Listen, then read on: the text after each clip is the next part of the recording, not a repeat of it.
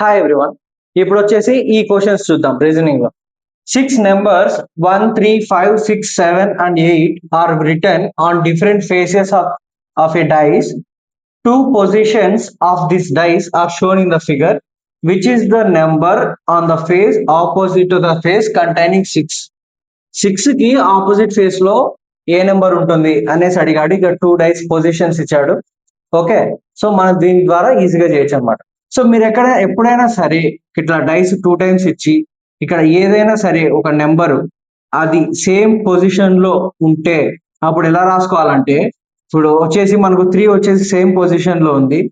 Okay, ఇటు రాసుకొని ఈ డైస్ లో క్లాక్ వైజ్ రాసుకుందాం. క్లాక్ వైజ్ పోతే 7, 5 7, 5.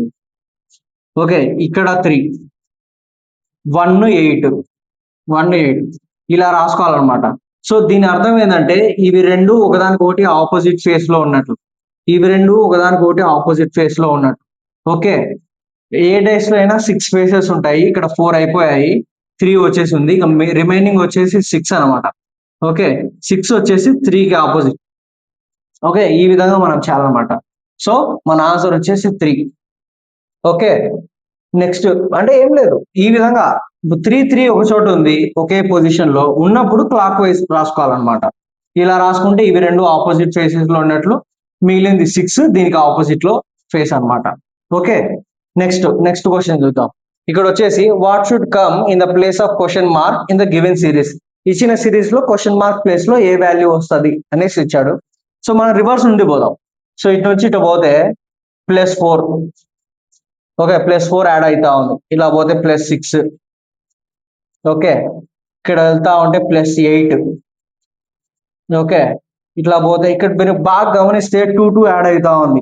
4, 6, 8 నెక్స్ట్ 10 వస్తుంది. ఓకే, +10 యాడ్ చేస్తే 28. ఓకే, +12 యాడ్ చేస్తే 28 కి 12 యాడ్ చేస్తే 40. సో మన ఆన్సర్ వచ్చేసి 28. సో సింపుల్ అనమాట, easy questions. Okay, easy questions కూడా తప్పు పెట్టకూడదు అనమాట. ఓకే, ఈజీగా మనం చూడగానే కంగారు పడకుండా ఈజీగా చూసుకొని సాల్వ్ చేస్తే ఖచ్చితంగా మనకి మార్క్స్ వస్తాయి. Okay, thank you.